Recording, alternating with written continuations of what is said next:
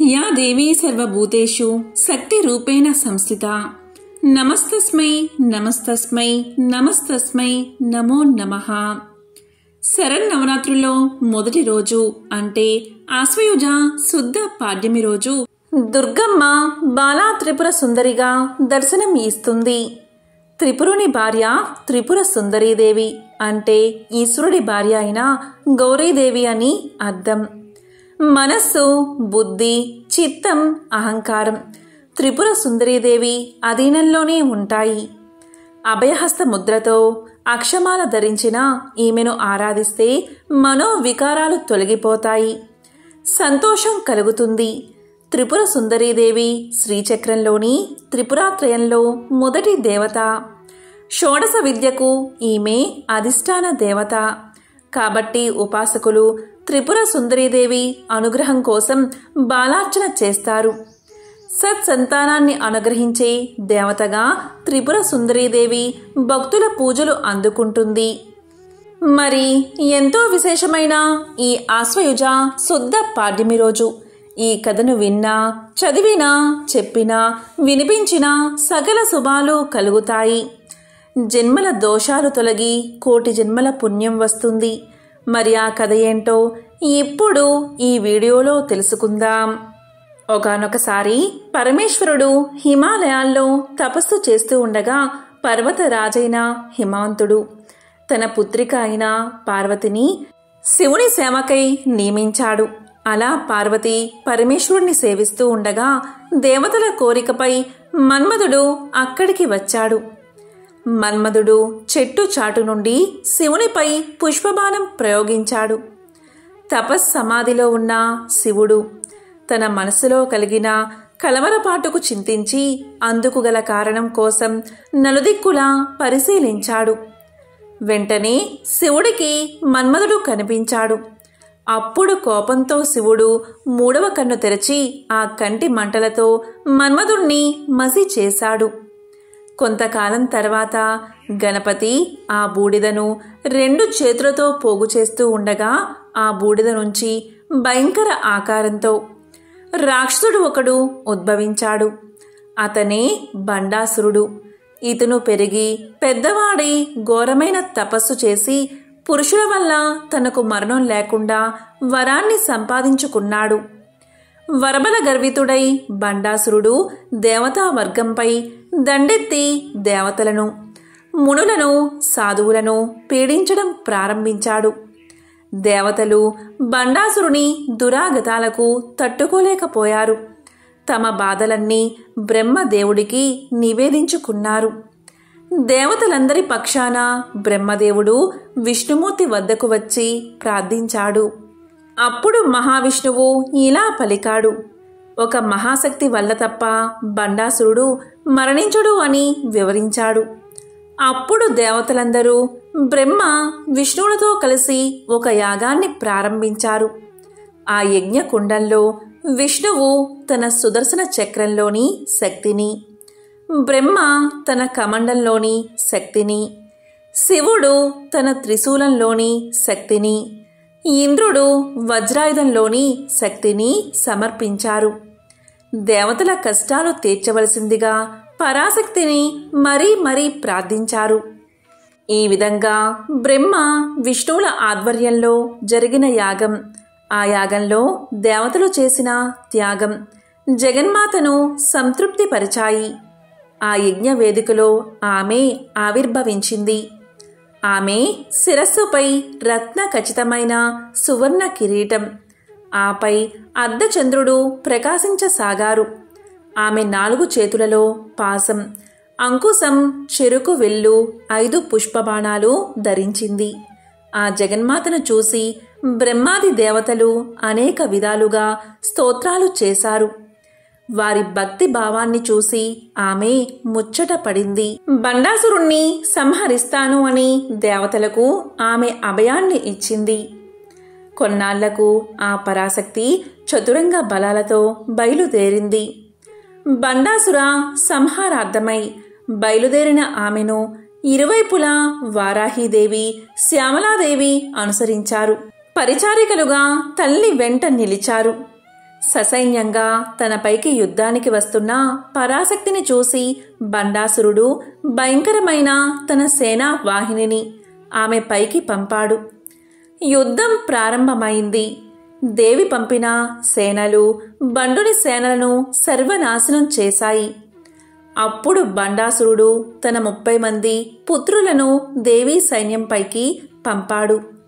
అంతట పరాశక్తి తన కనుబొమ్మల మధ్య భాగంలో ఉండే బాలాదేవతను సృష్టించింది. బండపుత్రులను సంహరించమని ఆజ్ఞాపించింది. పరాశక్తి ఆజ్ఞ మేరకు బాలాదేవత బండాసురుడి పుత్రులందరినీ సంహరించింది. బండాసురుడు తన పుత్రులందరూ మరణించడం చూసి తన 2 భుజాల నుండి 2 రాక్షసులను సృష్టించాడు. ఒకడు విశ్రుకుడు, వేరొకడు విషంగుడు. వారిద్దరినీ జగన్మాత పైకి పురుకొల్పాడు.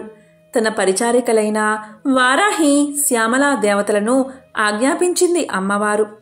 జగన్మాత ఆజ్ఞానుసారం వారాహి దేవత విశ్రుకుణ్ణి తుద ముట్టించింది.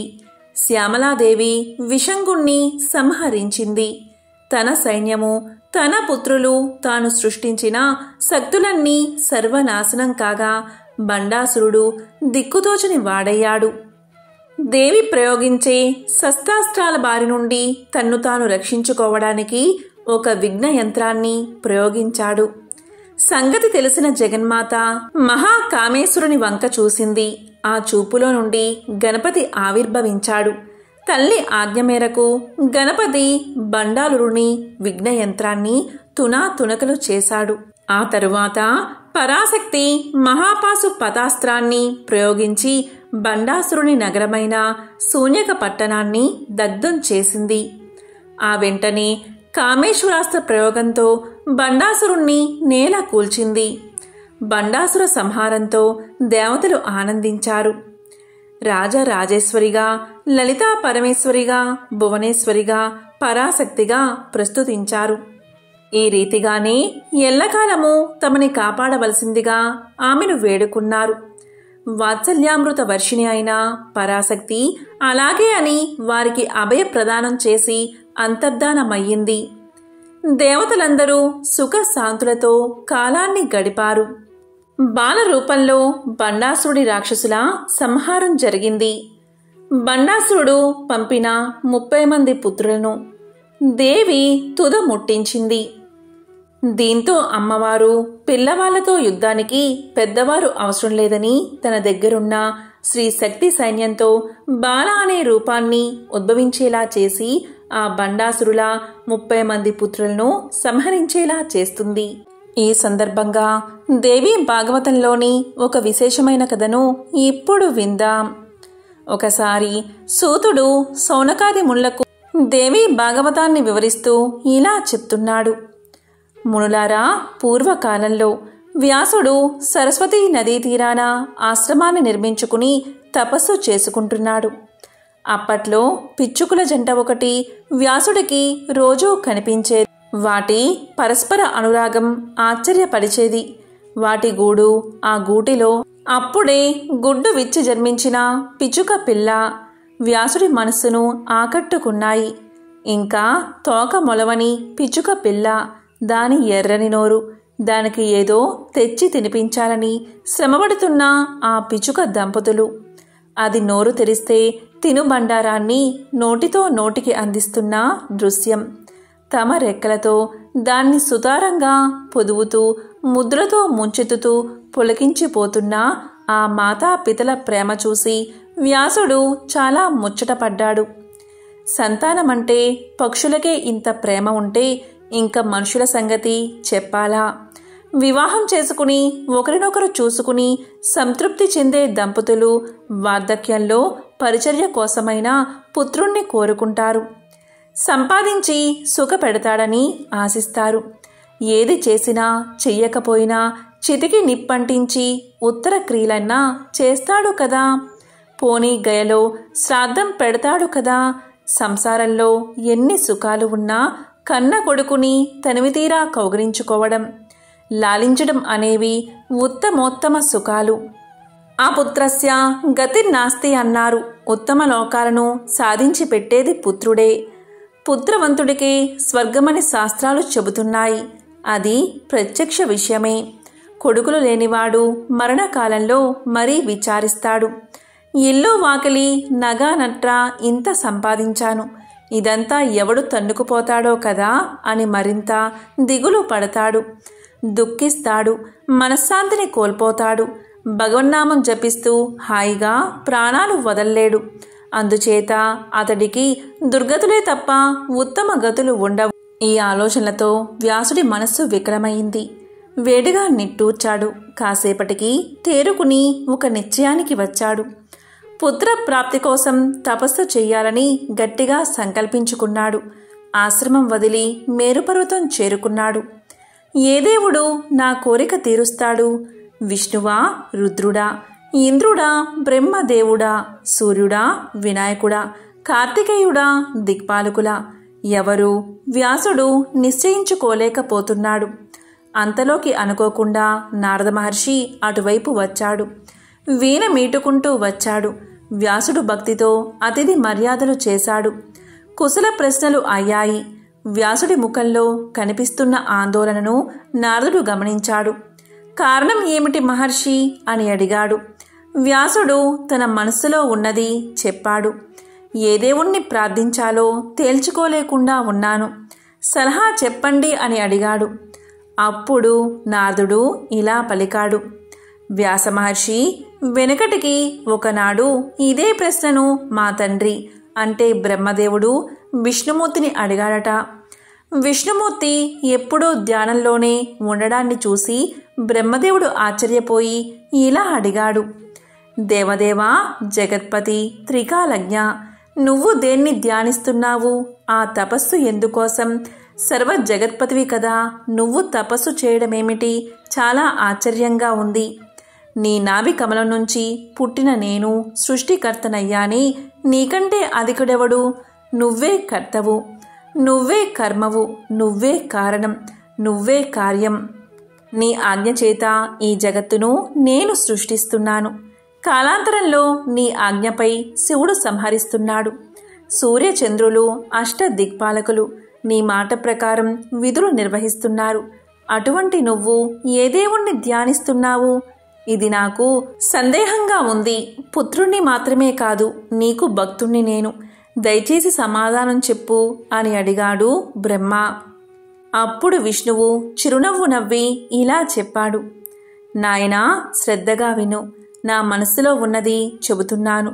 నువ్వు నేను శివుడు సృష్టి స్థితి లయ కారకులమని ప్రపంచమంతా అనుకుంటుంది. కానీ ఈ విధులను మనతో నిర్వర్తింపచేస్తున్నది ఆది పరాశక్తి అని వేదవేత్తలకు మాత్రమే తెలుసు. నీలో ఉన్నది రాజస శక్తి, అదే నీతో జగత్ సృష్టి చేయిస్తుంది. నాలో ఉన్నది సాత్విక శక్తి, జగత్పాలన చేయిస్తుంది. రుద్రుడిలో ఉన్నది తామస శక్తి, సంహారం చేయిస్తుంది. అది లేనివేళ నువ్వు సృష్టించలేవు, నేను పాలించలేను, శివుడు సంహరించలేడు. మన ముగ్గురం శక్తి అధీనంలోనే ఉన్నాం. నేను పరతంత్రుణ్ణి. ఈ శేషశయ్యపై నిద్రిస్తూ ఉంటాను. సమయం వచ్చినప్పుడు లేస్తూ ఉంటాను, తపస్సు చేస్తూ ఉంటాను. అంతా శక్తి అభీష్టం. ఒకప్పుడు లక్ష్మీదేవితో సుఖంగా విహరిస్తూ ఉంటాను, మరొకప్పుడు రాక్షసులతో ఘోరంగా యుద్ధం చేస్తూ ఉంటాను. సర్వలోక భయంకరమైన ఆ యుద్ధాలు కొన్ని దారుణాలు సుమా, నీకు గుర్తుందా? ప్రళయ మహాసముద్రంలో 5000 సంవత్సరాల పాటు మధు కైటబులతో బహాబాహి పోరాడాను. ఆ యుద్ధం నీ కళ్ళ ఎదుట జరిగిందే కదా. మహాదేవి అనుగ్రహం వల్ల వాళ్లను సంహరించగలిగాను. ఇప్పుడు ఇలా నన్ను అడుగుతున్నావంటే అప్పుడు తెలుసుకోలేకపోయావన్నమాట. పరాత్పరమైన కారణం ఆ శక్తి స్వరూపమే. నా అవతారాలంటికి అదే కారణం. నా ప్రమేయం ఏమీ లేదు. పశుజాతిలో జన్మించాలని ఎవడైనా కోరుకుంటాడా చెప్పు? మత్స్య వరాహాది రూపాల్లో నేను జన్మించలేదా? లక్ష్మీదేవితో విహారాన్ని వదులుకోలేదా? చల్లని మెత్తని శేషశయ్యను వదులుకుని పక్షిమూపున కూర్చుని యుద్ధాలు చేశాను. చతుర్ముఖ, మరచిపోయావా? ఒకప్పుడు వింటినారు తెగి నా శిరస్సు ఎటో ఎగిరిపడింది. అప్పుడు నువ్వే కదా గుర్రపుతల తెచ్చి శిల్పి వరుడితో కలిసి అతికించావు. అందరూ హయగ్రీవుడు అన్నారు నన్ను. నేను స్వతంత్రుణ్ణి కాదు, శక్తి పరాధీనుణ్ణి. ఆ శక్తినే నిరంతరం ధ్యానిస్తూ ఉంటాను. ఇంతకన్నా నాకు తెలిసింది లేదు అని విష్ణుమూర్తి సమాధానం చెప్పాడట. కాబట్టి ఓ వ్యాస మహర్షి, మా తండ్రి బ్రహ్మదేవుడు ఈ విషయాన్ని ఇలా నాకు తెలియచేశాడు. అందుచేత నువ్వు కూడా నీ హృదయ పద్మంలో ఆ దేవి పాదపద్మాలను ధ్యానించు, నీ కోరిక నెరవేరుతుంది అని నారదుడు సలహా చెప్పేసరికి వ్యాసుడు కుదుట పడ్డాడు. మేరు పర్వత శిఖరం మీద నిశ్చలంగా తపస్సుకి కూర్చున్నాడు. అప్పుడు వ్యాసుడికి దేవి అనుగ్రహం వల్ల శుకుడు అని కుమారుడు జన్మించాడు. అతను అయోనిజుడు, అంటే గర్భవాసం లేకుండా జన్మించినవాడు. శుకుడు మహా తపస్వి, పుట్టుకతోనే మహాయోగి అయ్యాడు. అంతా కూడా ఆ దేవి అనుగ్రహం వల్లే. ఎంతో పవిత్రమైన విశేషమైన దేవి భాగవతంలోని ఈ కథను విన్నా, చదివినా, చెప్పినా, వినిపించినా సకల శుభాలు కలుగుతాయి. జన్మల దోషాలు తొలగి కోటి జన్మల పుణ్యం వస్తుంది. బాల త్రిపుర సుందరీదేవి ఆకుపచ్చని రంగు దుస్తులతో దర్శనం ఇస్తుంది. బాల అంటే చిన్న పిల్లలు కనుక చిన్నపిల్లలు ఎంతో ఇష్టపడి తినేది పెరుగన్నం. కాబట్టి అమ్మవారికి పెరుగన్నం సమర్పించడం వల్ల ఆ అమ్మవారి యొక్క అనుగ్రహం మనకు లభిస్తుంది. బాలా త్రిపుర సుందరి ఆవిర్భావం గురించి మనకు బ్రహ్మాండ పురాణంలో, లలితా సహస్రంలో కూడా మనకు కనిపిస్తుంది. హంసలచే లాగబడుతున్న కన్యక అనబడే రథంపై వచ్చి 30 మంది బండాసుర పుత్రులను సంహరించింది. ఆ అసురులు సామాన్యులు కాదు. ఇంతకు పూర్వం యుద్ధాలలో ఇంద్రాది దేవతలను గడగడలాడించినవారు. అంత భయంకరమైన వారు. వారందరినీ ఒక్కతే కేవలం ఒక్క అర్ధచంద్ర బాణంతో సంహరించిందట. బాలగా కనబడుతున్న శక్తికి ఏమీ తక్కువ కాదు ఈమె. బాల ఆరాధన ప్రాణశక్తి ఆరాధనగా చెప్పబడుతున్నది. హంసల రథం అమ్మది. హంసలు అంటే శ్వాసకు సంకేతం. ఉచ్ఛ్వాస నిశ్వాసాత్మకమైన శ్వాస అని ప్రాణశక్తిని అక్కడ హంసగా పోలుస్తారు.